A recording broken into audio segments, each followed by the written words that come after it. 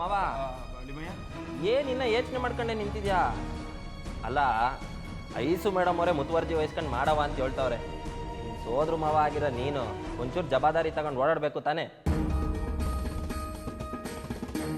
ಬರೀ ತಲೆ ಅಲ್ಲಾಡ್ಸೋದಲ್ಲ, ಅಟ್ಟಿಗೆ ಏನೇನು ಬೇಕು ಅನ್ನೋದನ್ನ ಪಟ್ಟಿ ಮಾಡಿ ಬಿರ್ನೆ ತಗೊಂಬಂದ್ಬಿಡ್ಬೇಕು. ಸರಿ ಕಣಮಯ್ಯ. ಅಂಕಲ್, ಹೆಣ್ಣಿನ ಕಡೆಯವರು ಯಾವಾಗ ಬರ್ತಿದ್ದಾರೆ, ಎಲ್ಲಿಯವರು, ಏನ್ ಕತೆ?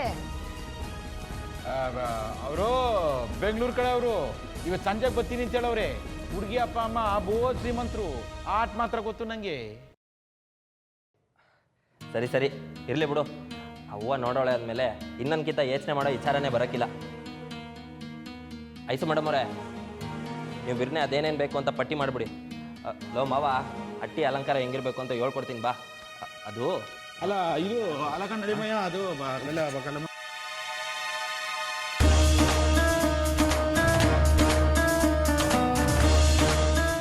ಅಯ್ಯೋ ಕರ್ಮವೇ, ಹೋಗಿ ಹೋಗಿ ಈ ಮನೆ ಹಾಳಂಗೆ ಹೆಣ್ಣು ನೋಡಕ್ ಹೊಂಟವ್ರೆ. ಇವನ್ ಲಗ್ನ ಆಗೋ ಹುಡುಗಿ ಅದೇನ್ ಪಾಪ ಮಾಡೋಳೋ ಏನೋ, ಆ ಶಿವಂಗೆ ಗೊತ್ತು.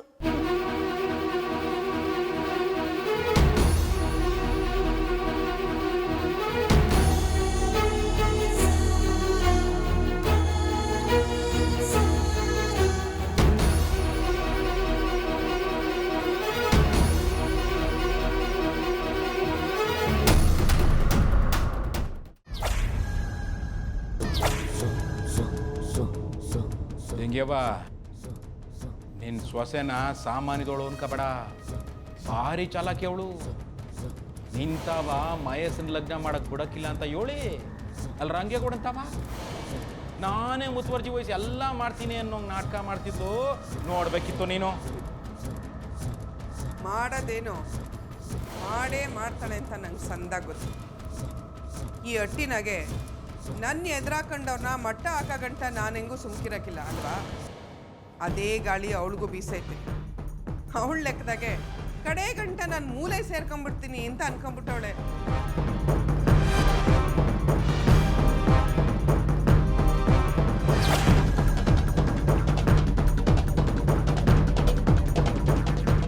ನಾನು ಹಂಗೆ ಅನ್ಕೊಂಡಿದ್ದೆ ಮಗ. ಆದ್ರೆ ಅವಳಿಗೆ ಉಪಚಾರ ಮಾಡಿ ಗುಣ ಮಾಡಕ್ಕೆ ಅಂತಾನೆ ಅವಳ ಮಗ ಮಹೇಶ ಬಂದವನಲ್ಲ.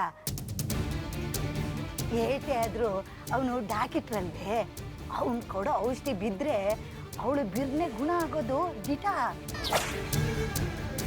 ನಂಗೂ ಅದೇ ಭಯ ಕಣ್ತಿಂಗ್ಯವ್ವ. ಆ ಚೋಟ್ ಮೆಣಸಿನ್ಕಾಯಿ ಏಳ್ದಂಗೆ ಏನಾರ ಮಾಡಿ ಮಯಸ್ಸನ್ ಲಗ್ನ ಬಾ ನಿಲ್ಲಿಸ್ಬಿಟ್ರೆ ನೀನ್ ಪ್ಲಾನೆಲ್ಲ ಉಲ್ಟಾ ಪಲ್ಟಾ ಆಗೋಯ್ತದಲ್ಲ. ಅದಕ್ಕೆಲ್ಲ ದಿಗಿಲು ಪಡ್ಬೇಡಣ್ಣ.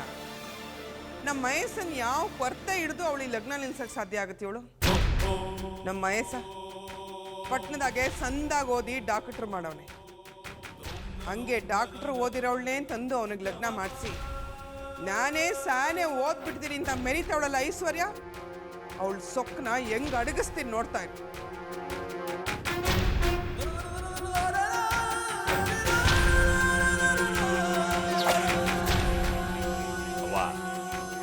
ಅವಳನ್ನ ಹುಚ್ಚ ಅಂತಿದ್ಯೋ?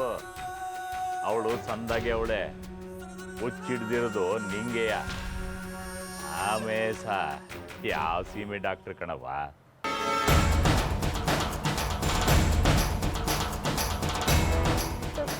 ಹಂಗಾದ್ರೆ ಅವನು ಡಾಕಿಟ್ರಲ್ವೇ? ನೀ ಹೇಳೋದಿಟ್ವೆ ದಿಟ ಕಣವ್ವ. ಯಾವ ಮರ ಫಲ ಬಿಡ್ತದೆ, ಯಾವ ಹಣ್ಣಿನಾಗಿ ಇಸಾದೆ ಅನ್ನೋದು ನಂಗೆ ಗೊತ್ತಾಗಕ್ಕಿಲ್ವೇ? ನಾನು ಜೈಲಿನಿಂದ ಬಿಡುಗಡೆ ಆದ ಬಂದ್ಮ್ಯಾಕೆ ಈ ಹಾಳಾಗಿರೋ ಮಗನ ಬಗ್ಗೆ ಚಿಂತೆ ಮಾಡೋದೇ ಆಗೋಯ್ತು. ಇವತ್ತು ಬದಲಾಗ್ತಾನೆ, ನಾಳೆ ಬದಲಾಗ್ತಾನೆ ಅಂತ ನಾನು ದೂರದಿಂದ ನೋಡಿ ನೋಡಿ ನನ್ನ ಕಣ್ಣು ಹಿಂಗೋದ್ವೇ ಹೊರ್ತು ಇವನೇನು ಬದಲಾಗ್ಲಿಲ್ಲ ಕಣವ. ಅಂಥ ನಾಲಾಯಕ ನನ್ನ ಮಗ ಅವನು. ಒಂದು ಇಂಜೆಕ್ಷನ್ ಕೊಡೋದು ಗೊತ್ತಿಲ್ಲ ಕಣವ ಅವನಿಗೆ.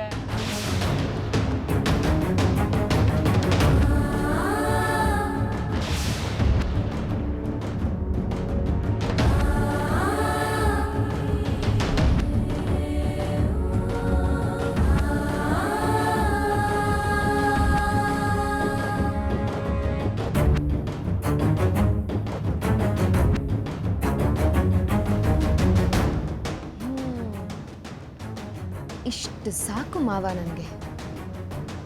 ಇದೊಂದು ಪಾಯಿಂಟ್ ಇಟ್ಕೊಂಡು ಅತ್ತೆ ಮೈಂಡಿಂದ ಮಹೇಶನ್ ಮದುವೆ ವಿಚಾರನ ಹೇಗೆ ದೂರ ಮಾಡ್ತೀನಿ ಅಂತ ನೋಡ್ತಾ ಇರಿ.